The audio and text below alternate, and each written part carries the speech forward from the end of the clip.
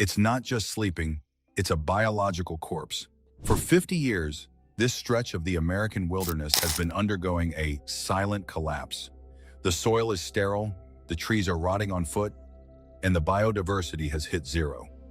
The US government spent half a century trying to engineer a comeback. We sent in forestry experts with 3 0-year plans. We spent over $500 million on controlled burns, high-tech fertilization, and mechanical thinning. Everything failed. The best scientists from the world's leading universities officially declared this land an ecological dead end. But then, they stopped the machines. They brought in a heavy-duty trailer and released just 4 bison. No chemicals, no drones, no multi-million-dollar budget. The experts thought it was a desperate publicity stunt. But what these 4 animals did with just their bark stripping and their hooves was unbelievable. Within months, the ghost forest began to breathe again. Today, we look at the ultimate biological hack. To understand why the solution was so shocking, you first have to understand the depth of the failure. This wasn't just a bad season. This forest was suffering from systemic stagnation.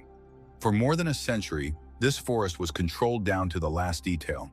The large herbivores were gone. Every natural cycle was shut down. And the forest didn't collapse all at once. It suffocated. On the ground, a thick layer of dead material had built up branches, needles, fallen wood, nearly a meter deep in places. It didn't rot, it didn't move. It just sat there, dry and lifeless. Step into it, and your foot doesn't touch soil. It sinks into a brittle, crackling carpet. Seeds fall but never reach the earth. Above, the canopy seals everything shut. Dead trees remain standing, locking the light out. Even at midday, the forest floor sits in shadow. From a distance, it still looks green. Up close, nothing is growing. The U.S. government didn't take this lightly. They sent in the industrial mulchers. These are multi-million-dollar machines with giant rotating teeth designed to chew up dead wood. It was a disaster. The machines were too heavy. They crushed the delicate soil structure, turning it into concrete. They tried controlled burns. But because the dead load was so thick, the fires became too hot. Instead of clearing the brush, they baked the soil, killing the last remaining nitrogen-fixing bacteria. By 2024, the leading silviculturists in the country had surrendered. Their final report to the Department of Agriculture was grim. The soil chemistry is biologically locked. The succession cycle has stopped. This forest will never be green again in our lifetime. It was a $500 million monument to the limits of human technology. While the scientists were writing death certificates for the trees, 4 bison step onto the land. 4 animals against 50,000 acres of dead wood. The odds looked ridiculous. But these bison possessed a technology that humans hadn't seen in 200 years. Humans saw standing dead trees as a fire hazard that needed to be cut down with chainsaws. Bison saw them as a resource. Almost immediately, the bison began bark stripping. They used their massive heads and horns to peel the bark off the dead gray trees to get to the nutrient-rich inner layer. When a human cuts a tree, the stump just sits there. But when a bison strips bark, it creates a biological entry point. It opens the wood to the elements. Within just 14 days, scientists noticed a 400% increase in wood-decaying fungi. The bison were essentially jump-starting the digestion of the forest. They turned standing skeletons into a massive buffet for the entire food chain. This is the part that humiliated the engineering teams. A bison's hoof isn't just a foot, it's a high-pressure biological plow. These 4 bison weigh nearly 2,000 pounds each. As they moved through the 3-foot layer of dead load, their hooves did something no machine could: selective disturbance. Every time a bison takes a step, its hoof creates a miniature depression in the earth. These micro-basins are genius. They trap rainwater, they trap wind-blown seeds, and most importantly, they concentrate the bison's own nitrogen-rich manure. Within 90 days, the sterile concrete soil that had been crushed by human machines was now porous and breathing. The bison had tilled 5,000 acres of soil for free, simply by walking to find a drink of water. Scientists analyzed the fur of these 4 bison and found something insane. A bison's coat is a magnet for seeds. As they moved through healthy pockets of land miles away and traveled into the ghost forest, they were carrying a seed bank in their fur. By month 6, plants that hadn't been seen in this county for 70 years began to sprout in the hoof basins. The bison were the primary architects of a new forest, sowing seeds at a rate of 10,000 seeds per animal per day. When the spring melt came, the ghost forest didn't look gray anymore. In the areas where the 4 bison had spent the most time, the ground was a vibrant, pulsing green. The dead load was rotting into rich soil. The ghost trees were falling over, creating homes for small mammals. The experts were in shock.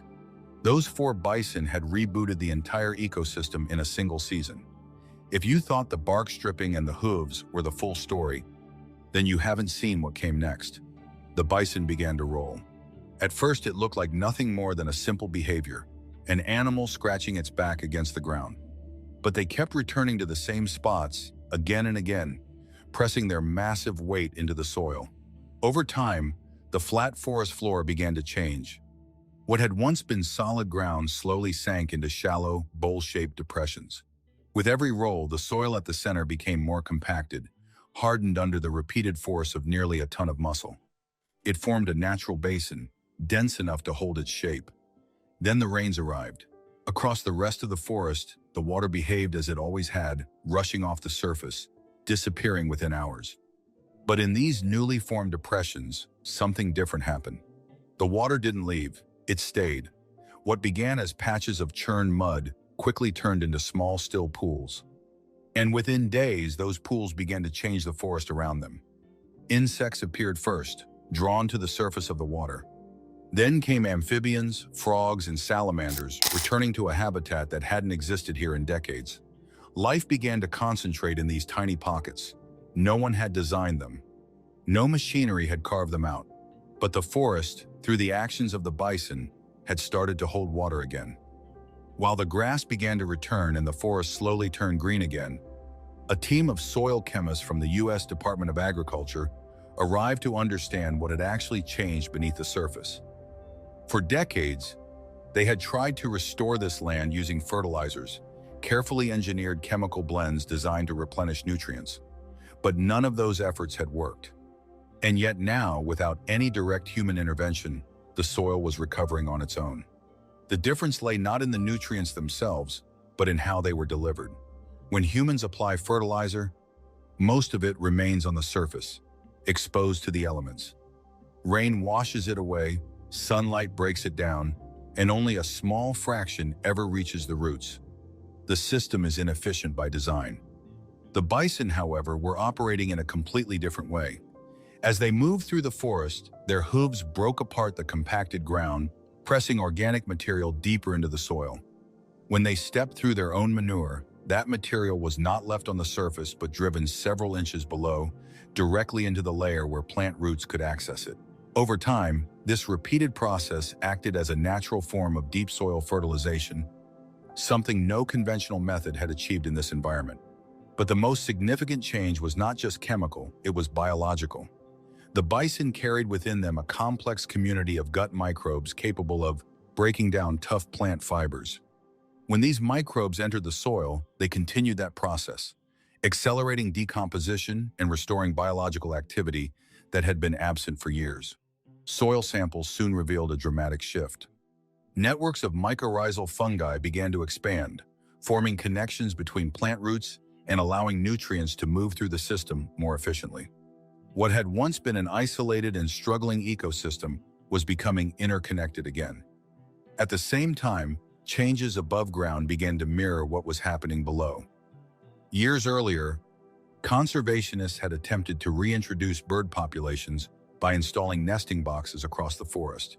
Despite significant investment, the effort had failed, largely because the underlying ecosystem could not support them. With the return of the bison, that situation changed rapidly. As the animals shed their thick winter coats in the spring, their fur accumulated across the forest floor.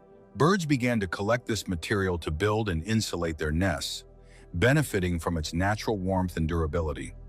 This, combined with the increasing availability of food sources, led to a noticeable rise in nesting success.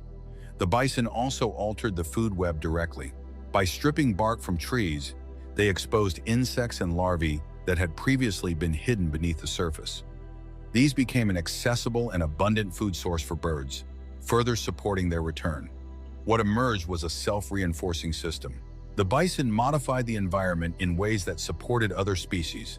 Those species, in turn, contributed to the health of the forest, and the overall ecosystem began to stabilize.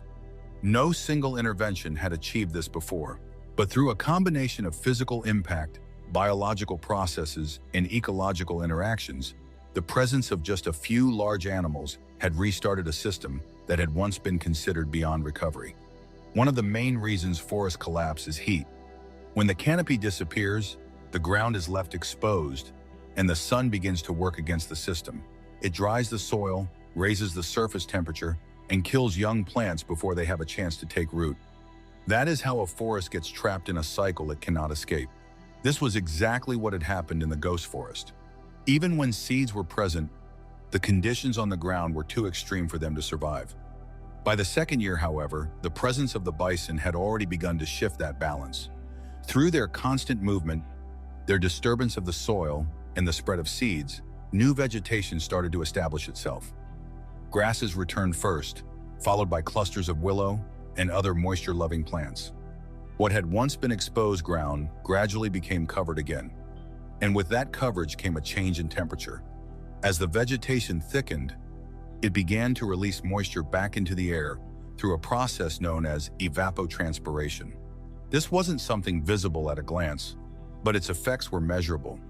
The air above the recovering areas became cooler, more stable, and less extreme than the surrounding landscape. When a major heat wave moved across the western United States in 2025, that difference became impossible to ignore. In the sections of forest where machines were still being used, temperatures spiked as expected. The ground remained dry, and young growth struggled to survive. But inside the areas shaped by the bison, conditions were different. The combination of shade, moisture, and vegetation created a localized cooling effect. The difference was not minor.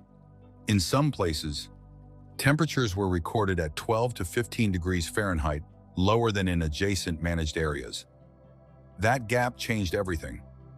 It meant that young plants were no longer being destroyed by heat before they could establish. It meant that moisture remained in the soil for longer periods. And most importantly, it meant that the recovery of the forest was no longer temporary. What had started as scattered regrowth was becoming a stable system, capable of sustaining itself through extreme conditions.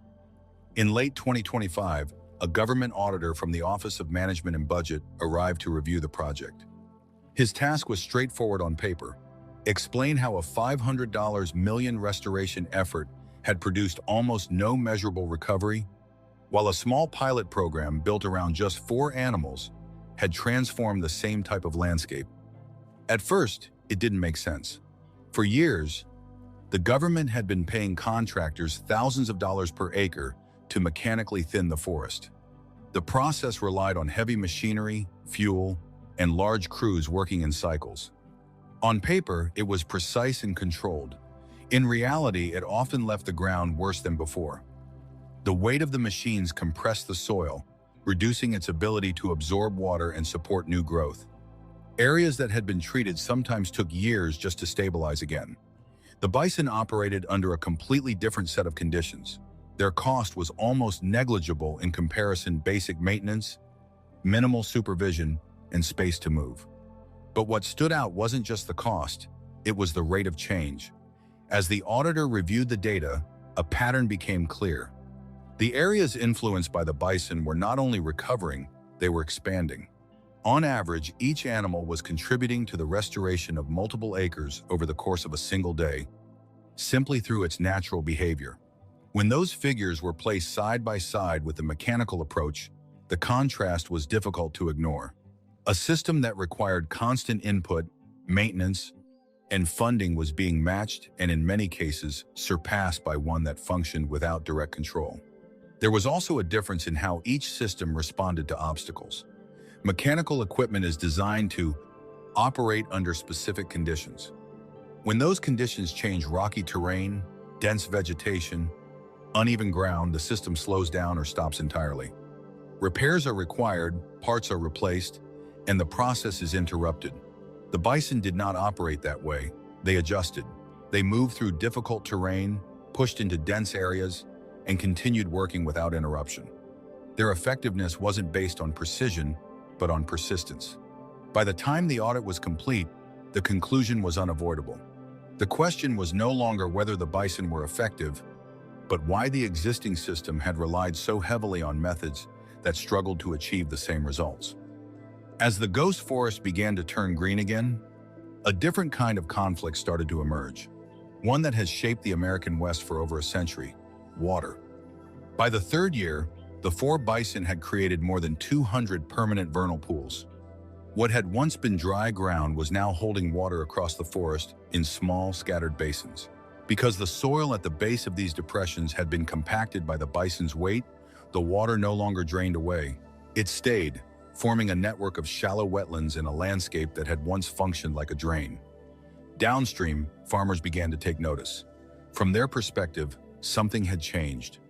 Water that used to move quickly through the system now seemed to linger upstream. They argued that the bison were trapping it, holding it back before it could reach their land. And in a region where water determines survival, that was not a small accusation. The dispute escalated quickly. A lawsuit was filed, citing long-standing water rights laws that prioritized those who could capture and use water first. The demand was clear: remove the bison and drain the pools. The case eventually reached the state Supreme Court. To understand what was actually happening, scientists turned to isotope tracing, a method that allows them to track the movement of water through a system with remarkable precision. Instead of relying on assumptions, they could follow the water itself. What they found changed the direction of the case. The pools were not holding water in a way that removed it from the system. They were slowing it down. Instead of rushing away during storms, the water remained in place long enough to seep into the ground, gradually recharging the underlying aquifer. That shift had consequences beyond the forest. For the first time in decades, groundwater levels in nearby areas began to rise. Wells that had been declining for years showed measurable recovery, including those on the farms that had filed the lawsuit. The system had not lost water. It had started to store it. By extending the time water remained in the landscape from hours to months, the forest was now regulating its own supply, maintaining flow through the dry season instead of losing it all at once. When the ruling came, it reflected that reality. The court recognized that this form of natural water retention was not a loss, but a benefit. The concept of biological storage was acknowledged as part of the system itself, setting a new precedent for how water could be understood and managed going forward. There was one final piece to the ghost forest puzzle, and it had nothing to do with bark or soil. It had to do with behavior. For years, the forest had been stuck in a cycle that no amount of planting could fix. Deer and elk moved freely through the area, feeding on every young sapling that tried to grow. Without any real pressure to move on, they returned to the same spots again and again, stripping the forest of its next generation before it had a chance to establish. This pattern, known as overbrowsing, had quietly prevented recovery for decades. Attempts had been made to control it. Hunting reduced numbers, but it didn't change behavior. The animals that remained continued to feed in the same areas, and the pressure on new growth never really disappeared. The arrival of the bison changed that dynamic, not through direct conflict, but through presence. Bison are large, unpredictable, and highly defensive of their space. As they began to occupy the forest, their movements introduced a new kind of pressure into the system. Areas that had once been safe feeding grounds were no longer predictable. Deer and elk responded the only way they could. They adjusted. Instead of lingering in open clearings, they began to move more frequently, avoiding areas where bison activity was highest. The pattern of constant grazing in a single location started to break. That shift was enough. With less sustained pressure, young trees finally had time to grow. Cottonwoods, oaks, and other species began to reach a height where they were no longer within easy reach. What had once been repeatedly suppressed was now able to establish itself. No predators had been reintroduced. No direct control had been applied. But the system had changed. The presence of the bison alone had altered how other animals used the landscape, and in doing so, It gave the forest something it hadn't had in decades, a chance to grow beyond the reach of constant pressure. The impact of the 4 European bison in the American ghost forest did not stay local for long. What began as a small, experimental project quickly drew attention from conservation groups across the world. The results were not only dramatic, they were consistent and, more importantly, repeatable. Across the Atlantic, projects in the United Kingdom began applying the same principles to ancient woodlands that had fallen into ecological stagnation. In places like Wilder Blean, where decades of traditional management had struggled to restore balance, the introduction of large herbivores triggered a different kind of change, one driven not by schedules or machinery, but by constant, natural disturbance.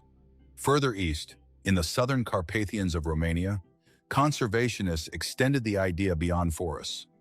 On abandoned farmland, the same animals began reshaping open landscapes, creating shallow depressions that held water long enough to support amphibian breeding, while disturbed soil patches opened space for new plant and insect communities to emerge.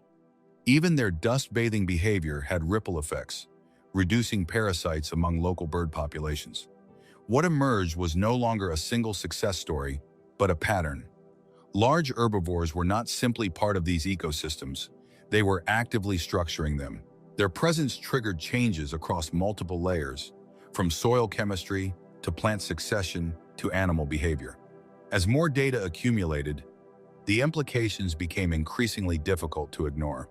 Conventional restoration depends on infrastructure, funding, and continuous human intervention, often producing results that remain limited to specific sites. In contrast, systems built around large herbivores expand over time.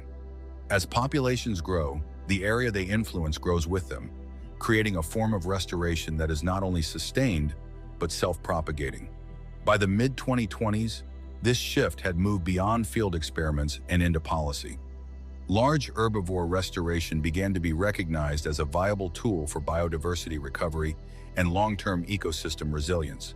But the most significant shift did not happen in the forest.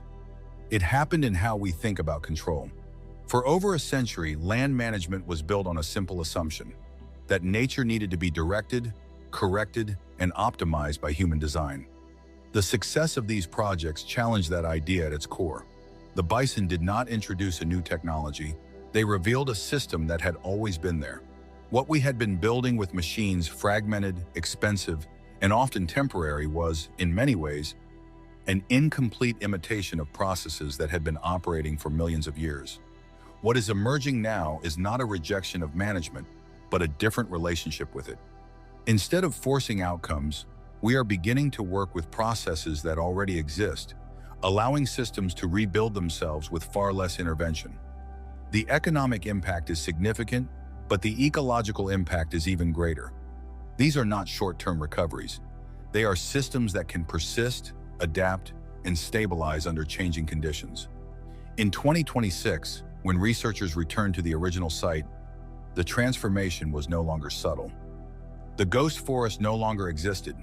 In its place was a dense, functioning ecosystem.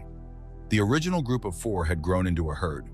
The layer of undecomposed material that once covered the ground had been broken down into nutrient-rich soil. What had been sterile was now active, storing carbon, retaining water, and supporting continuous growth. The most striking outcome was not just that the forest had returned, but that it had returned in a more resilient form. The structure created by the bison made it less vulnerable to fire, while the wetland systems they established helped buffer against drought. What began as an experiment had become a proof of concept. The solution to a system that had been declared beyond repair was not more force, more machinery, or more control. It was the reintroduction of processes that had been removed. And in the end, the change required was not technological, it was conceptual. It required stepping back, allowing the system to function, and recognizing that some of the most effective solutions are not invented, but restored. If you want to see more stories about how the most unlikely creatures are solving problems we thought were impossible, make sure to hit that subscribe button. Because what's happening here isn't a one-off miracle, it's a pattern, and we're only just beginning to understand it.